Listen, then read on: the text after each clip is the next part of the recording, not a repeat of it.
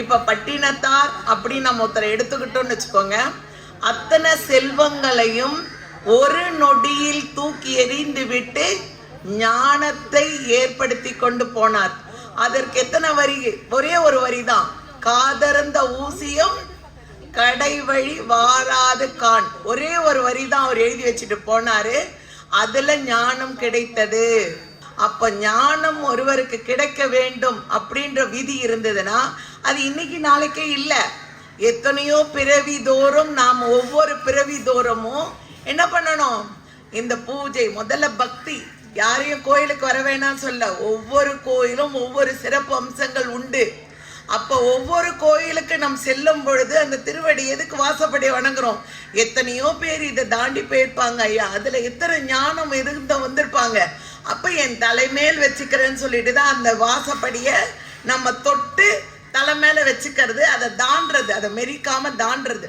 அப்ப அந்த திருவாசப்படியை தாண்டி நம்ம வந்து உள்ள கோபுரத்துக்குள்ள நம்ம கும்பிடும் பொழுது நம்மளோட ஆத்மாத்மான ஒரு சக்திகள் நம்மளோட உயிர் என்ன பண்ணுது? விரிவாகுது. ஆன்மா என்ன பண்ணுது? லயமாகுது. என்ன தேடுது? அது வந்த இடத்தை, பிறப்பிடத்தை, தன் தாய் தந்தை. இது இல்லை நம்ம உலகம். இந்த பூமி இல்லை நமக்கு யாருக்கும் உலகம். அதை முதல்ல நினைச்சுக்கோங்க. இது கிடையாது. நாம எல்லாரும் வந்தவங்க அத்தனை பேரும் நம் தாய் தந்தையிடம் போக போறோம். அது எப்ப தெரியாது. எல்லாரும் என்ன பண்றோம்? பர்த்டே கொண்டாடுறோம். ஆனா யாருக்கும் டேட்டு, மாதம், கிழமை எல்லாம் ஃபில் பண்ணி வந்திருக்கோம். ஆனா என்னைக்குன்றது மறைக்கப்பட்டது. அது ஞானிகளுக்கு மட்டும் விளக்கப்பட்டது. அதனால ஞானிகள், நான் இன்னைக்கு சமாதி ஆகிறேன். எங்க ஐயா சொன்னாரு, இன்னைக்கு வர புதன்கிழமை என்னோட சமாதி நடக்குமான்னு சொன்னாரு. நாங்க அப்ப என்ன சொன்னோம்? பொய் சொல்லாதீங்க போங்க, அவங்களுக்கு இதே விளையாட்டணும். அதே மாதிரி அவர் புதன்கிழமை அந்த நட்சத்திர தன்னைக்கு அவர் சமாதி ஆனார். அப்போ ஒரு குருன்றவரே தன்னோட இறப்பை அறிந்தவர்கள். நமக்கு அறியாதவங்க, நம்ம இறப்பை அறியல. அதனால என்ன பண்றோம்? ஆட்டம் போடுறோம், நாக்குக்கு வந்ததை பேசுறோம். யாரும் எதையும் எப்பொழுதும் எந்த நேரத்திலையும் கொண்டு போவது இல்லை. நாம் வந்தது என்ன பண்ண போறோம்? நாவால இனிமையாக பேச கற்றுக்கொள்ளுவோம். இரண்டாவது, எல்லோருக்கும் உதவி புரிவோம். பசிக்குதுன்னு சொல்றவங்களுக்கு உணவு வயிறார கொடுப்போம். இங்க அன்னதானம் தான் நம்ம 10 பேருக்கு கொடுக்கணும், 100 பேர் கொடுக்கணும்னு நினைக்காதீங்க. சாப்பிடும் போது ஒரு அரை சாதம் கூட போட்டு வெடிங்க. நீங்க என்ன குழம்பு, காரக்குழம்போ சாம்பாரோ சாப்பிட்றீங்களா, ஒன்றை கலருங்க, ஒரு டப்பால அடிக்க எடுத்துட்டு போய். இப்பதான் நிறைய வந்துடுச்சு பிளாஸ்டிக் டப்பாலாம். அது என்ன பதார்த்தம் பண்ணீங்களோ அந்த பதார்த்தம் வைங்க. நல்ல பசிக்குதாமான்னு கேளுங்க. நித்தமும் 25 பேருக்கு நான் சாப்பாடு கொடுக்குற அளவுக்கு உயர்ந்து வந்தேன். நான் அதை கொடுக்குற அளவுக்கு உயர்ந்தேன்னா நானும் உயர்ந்தேன். என் நிலைமை இறைவன் உயர்த்தினாரு. இப்படி நிறைய விஷயங்கள் நம்மை மாற்றி அமைச்சு கொடுக்கும் இந்த ஆன்மீக பாதை. தினமும் என்னால திருவாசகம் படிக்க முடியல, ஒரு பதிக படிங்க. திருவாசகங்கிறத கண் மூச்சா நினைங்க. யார் ஒருத்தரும் நம்ம மூச்சை விட கூட மறந்துடலாமே தவிர திருவாசகத்தை தொடாம இருக்கக்கூடாது. என்னோட எல்லா ஆன்மீகங்களையும் திருவாசக புத்தகமும் இந்த திருவடி ஞானமும் இருக்கும். ஏன்னா எப்ப கண்ணை மூடினாலும் அந்த திருவாசகம் நமக்கு வந்து நின்னுடணும். திருவாசகத்துக்கு உருகாதார் ஒரு வாசகம் இல்லை. திருவாசகத்துக்கு நிகரா இன்னைக்கு ஒரு வாசகம் இந்த உலகத்துல உருவாக்கவே இல்லை. அப்ப அந்த திருவாசகம் நமக்கு வேணும்ல. திருவாசகத்தை ஒவ்வொன்று படிங்க. ஓம் நமச்சிவாய வாழ்கன்னு ஆரம்பிக்கும்.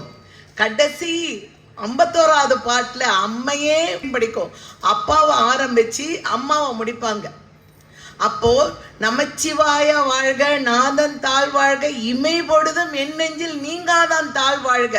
அப்ப படிக்கும் பொழுது நம்ம கண்ணை மூடின்னு படிக்கும் பொழுது நம்மளோ உடம்பைய நமச்சிவாய, நம சிவாய, என்னோட சிவனை, எனக்குள்ள இருக்கிற இந்த ஆத்மாத்மான உயிரையே நான் வணங்கி நிற்கின்றேன் அப்படின்னு நீ ஒவ்வொரு நாழிகையும் உன்னை.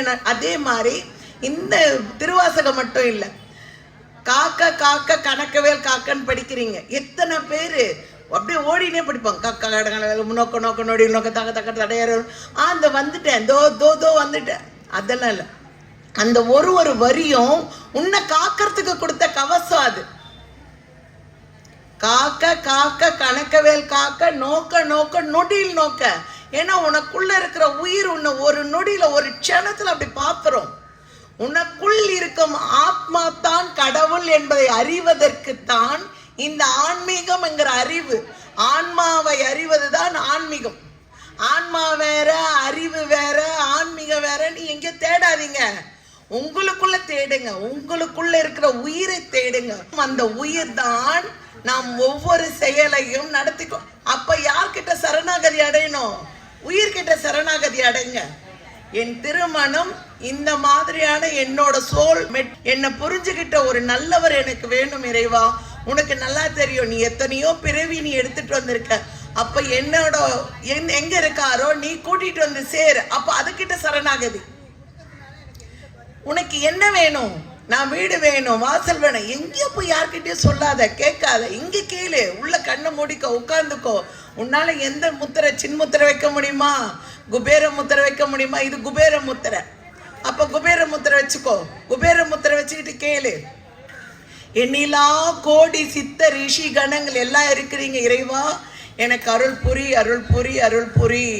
எனக்கு இதை கொடுங்க. சரணாகதி சரணாகதி சரணாகதி சரணம் என்று அடியார் பணிய உன் திருநாமம் என் உள்ளொளி பெருக, உள்ளொளி பெருகி ஊனொளி எழுந்து நிற்க எனக்கு அருள் புரி, அருள் புரி, அருள் புரியும் பொழுது அந்த உள்வொலி என்ன பண்ணும்? பெருக்கெடுக்கும். உள்ளொலி எங்க இருக்குது? உள்ள நமக்குள்ள இருக்க ஜீவன் தான் உள்ளொலி. அப்போ இறைவன் எங்கும் நீக்கமர நிறைந்தவன். அந்த இறைவனை நாம எப்படி வணங்கணும்? எப்படி வணங்கணும்? ஆத்மாத்மா வணங்கணும். கோயில் இருக்குன்னா கொடிமரம் எங்க இருக்குன்னு பாருங்க. கொடிமரத்துக்கு முன்னாடி யார் காலில் விழுந்து வணங்கக்கூடாது. கொடிமரம் தாண்டி வெளியில போய் யார் காலில் வேணா விழலாம். கொடிமரம் இல்லாத ஜீவ சமாதியில அந்த ஜீவனை இந்த ஜீவனாக சமாதி ஒன்னாக சமமாக ஏற்றுக்கொள்ளலாம்.